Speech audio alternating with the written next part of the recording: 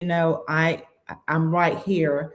Uh, One topic, one teaching moment, and one shift, that can change, your business, or how your business operates.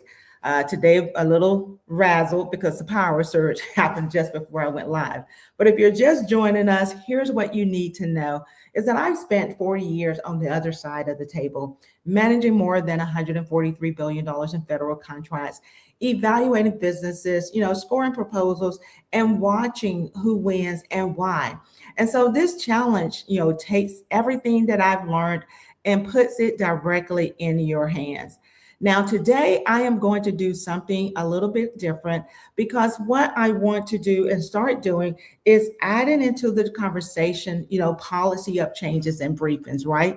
So this past week, as many of you know, is small, business week. So I'm very excited about that. And hopefully you all have taken advantage of the different opportunities that are out there.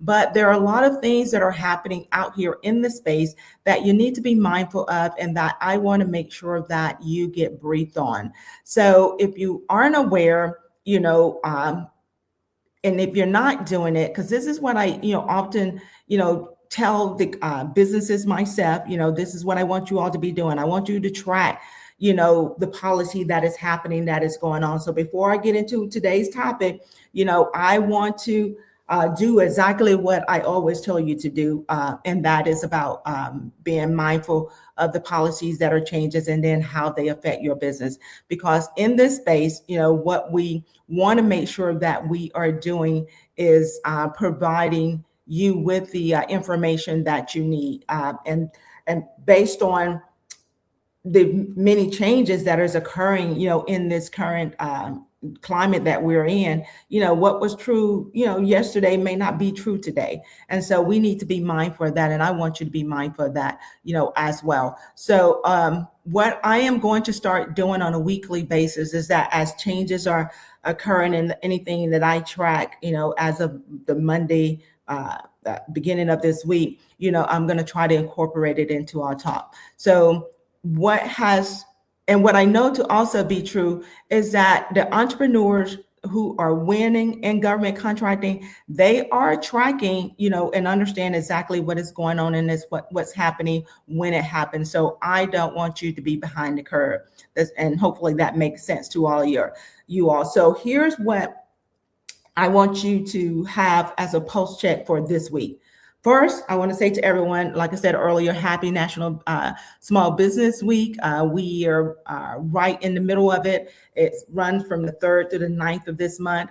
And I also want you to be mindful that the SBA is hosting a virtual summit, and it's happening today and tomorrow, and it's free. And so if you can carve out, even an hour, to plug in, do it, because there is going to be, agency specific implementation guidance that is going to be coming out this week that you want to hear directly, actually, and not filtered through somebody, such as myself or anyone else, through their social media posts, 3 weeks from now. So if you can join today, please do so.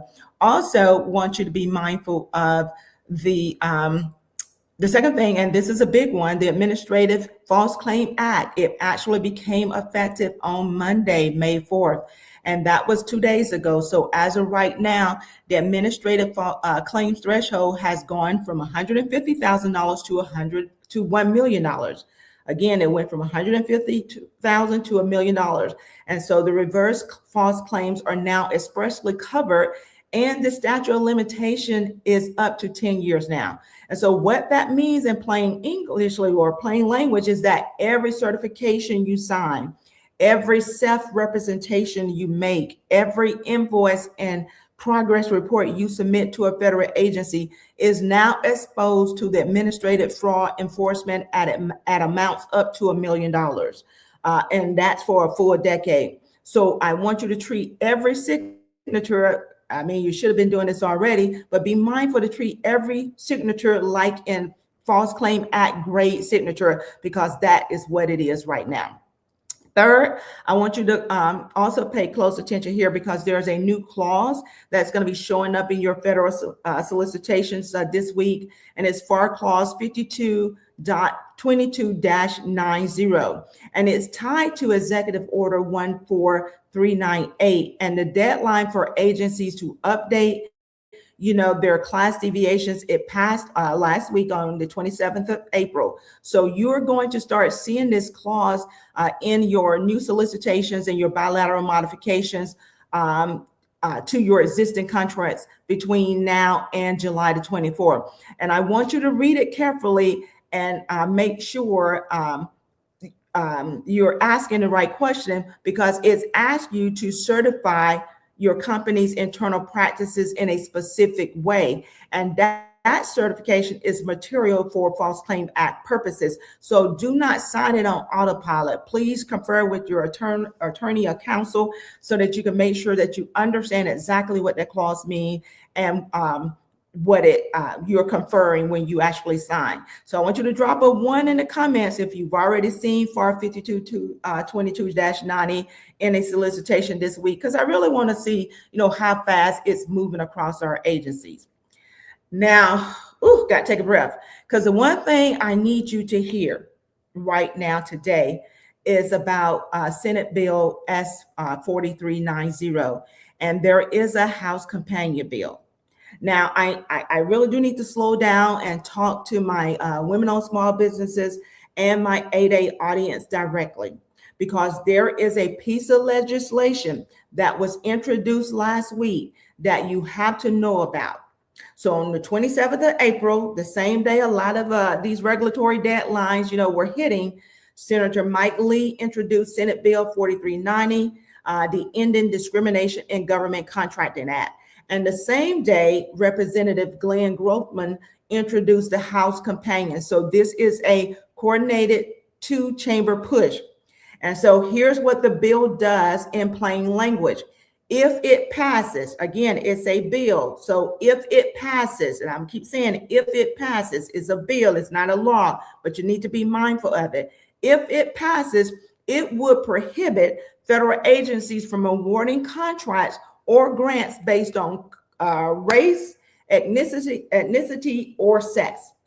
So it would eliminate existing quotas, mandates, and programs that provide preferences based on those categories. And it would also require federal agencies to rescind actually any rules or regulations that grant those preferences and prevent them from being reissuing similar, rules in the future. So not only does it cancel it out or rescind it today, if it get passed, it also will prevent it from being reissued or a similar rule from being issued in the future. So again, pay attention. So in practical terms, that means the 8A Business Development Program and the Women-Owned Small Business and the Economically Disadvantaged Women-Owned Small Business Programs are the direct targets of this bill. So if it becomes law, those programs as we know them, the set aside lanes, the sole source authority, the certification structure, actually it would be eliminated. And so I want you to hear me clearly on 3 things. 1, this is a bill. It is not a law. I'm going to say that again. This is a bill. It is not a law. As of today, May 6th, S 4390 has been introduced in the Senate and referred to the Committee on Homeland Security and Governmental Affairs. The House companion was just introduced. There is no committee vote yet. There is no floor vote. There is no signature from the president. So nothing about your eligibility today has changed because this is a bill. Your woman-owned small business certification is still valid.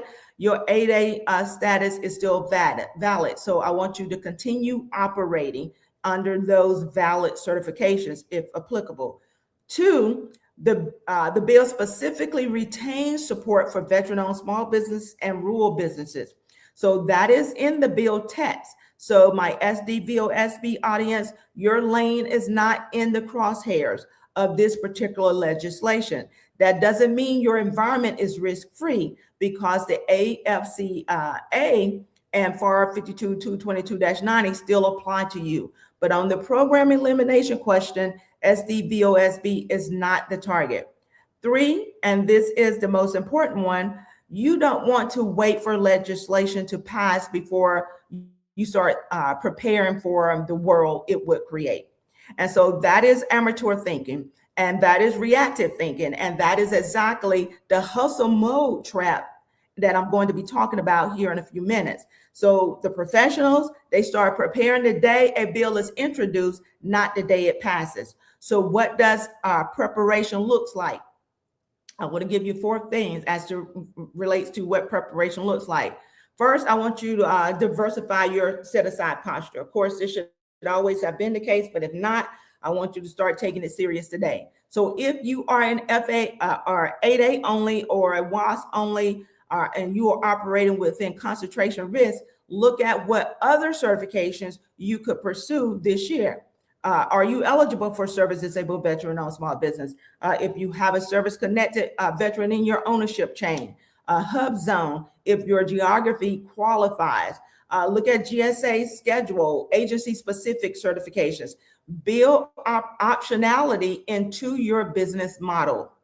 2, I want you to strengthen your full and open competitive readiness. Now, even with the programs intact, the FAR overhaul had already given, contracting officers, more authority to release follow-on requirements out of 8A and into other certifications without SBA approval. So the practical reality is more of your work is going to be competed in full and open or other set-aside lanes anyway.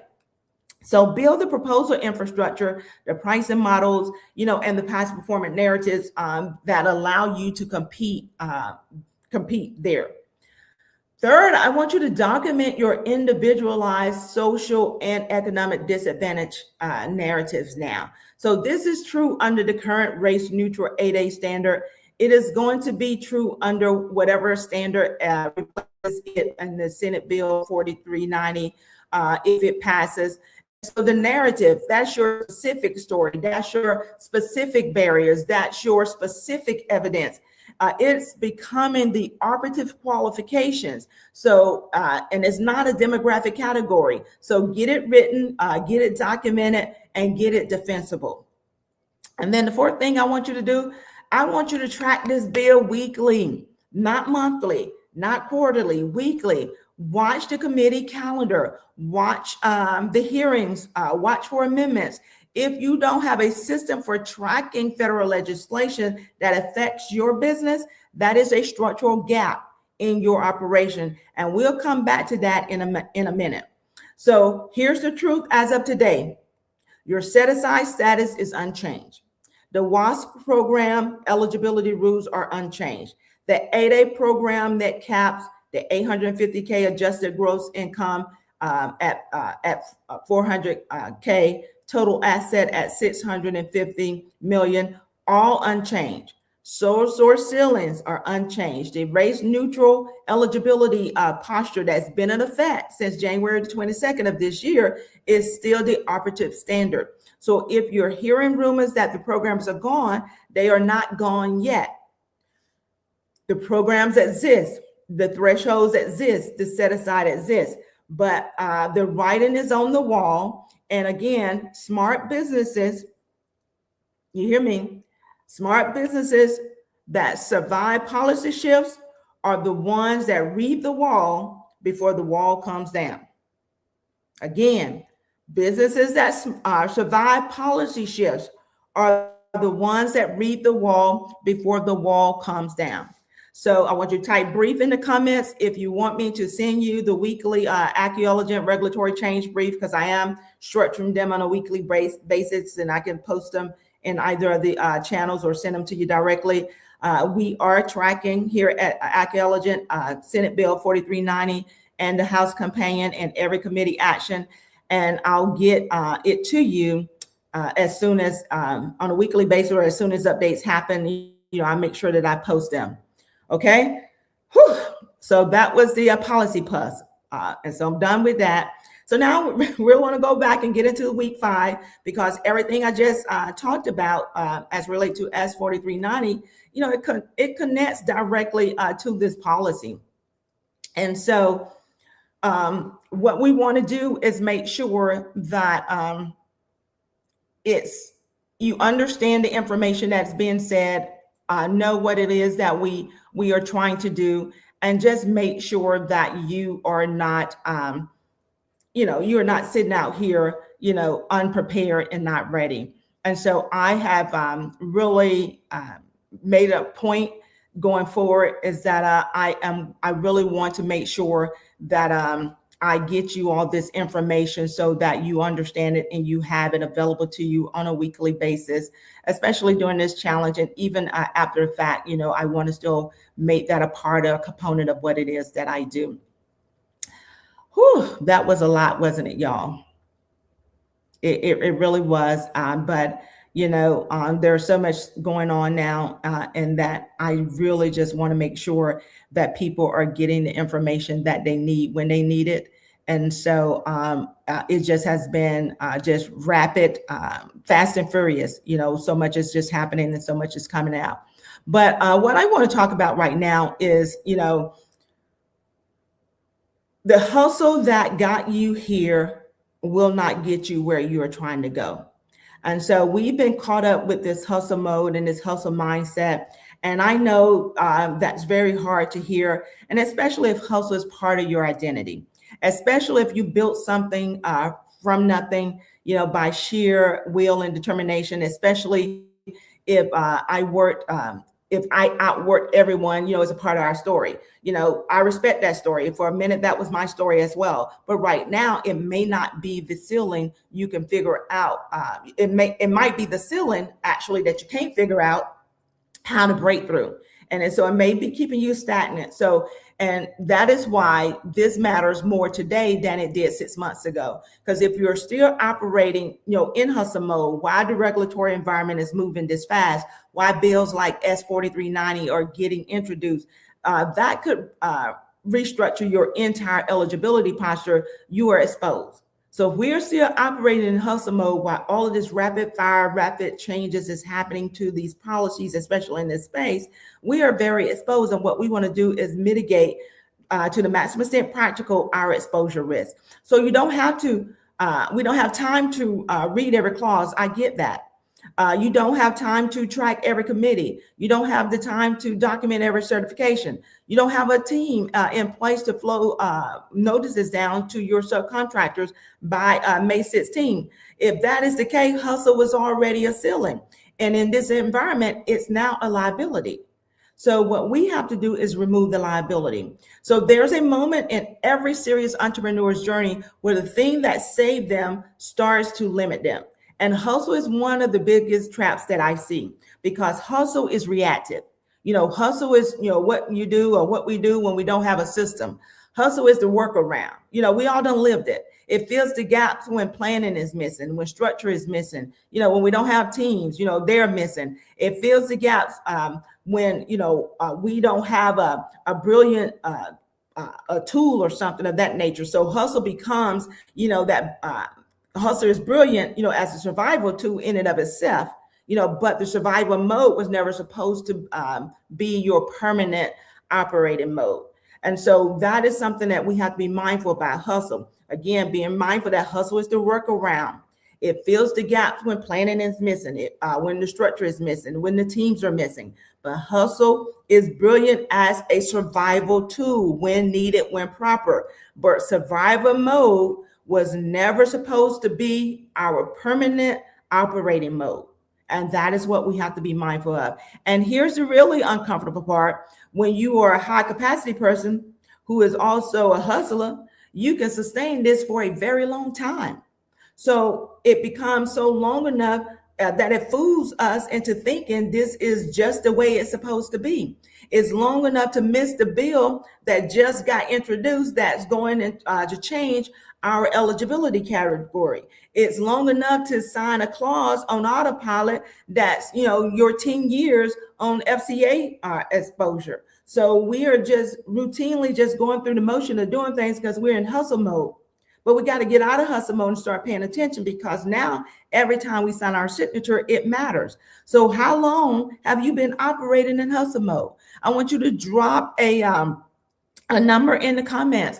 How many years have you been operating in hustle mode? Because what I want to see is, where we're at. Sometimes we haven't even, been honest enough to say to ourselves, man, I'm operating in hustle mode over and over again. I ingrained that word into my head because everybody trying to get in this hustle, getting my hustle on. Hey, let's be mindful of what we tell ourselves, right? So hustle has diminishing returns. Leadership has compounding returns. So when we hustle, you trade time for output. When you lead, you build systems, we develop people, you create processes that work without you. Your output grows without a proportional, increase in your time investment. That's your individual time investment. And so that is the transition from hustle to leadership, from doing everything to designing everything, from being the worker in the business to being the architect of the business. That's where we're trying to transition to. And that transition requires you to let go of some things that the culture told us, to hold on to, because the culture don't told us those are virtues. No, we need to let some stuff go, right? So here are 3 specific transitions you need to make when you're outgrown hustle. I want you to move from reactive scheduling to strategic scheduling. A hustler's calendar is full of responses, responding to emails, to client requests, to problems. A leader's calendar is full of intentions. Is deep work, strategy time, team development, relationship building. Look at your calendar for last week. What percentage of your time was reactive versus intentional? If reactive wins, you're still in hustle mode. Book your strategic time first, that focus time. We do it on the job before anyone else gets on your calendar.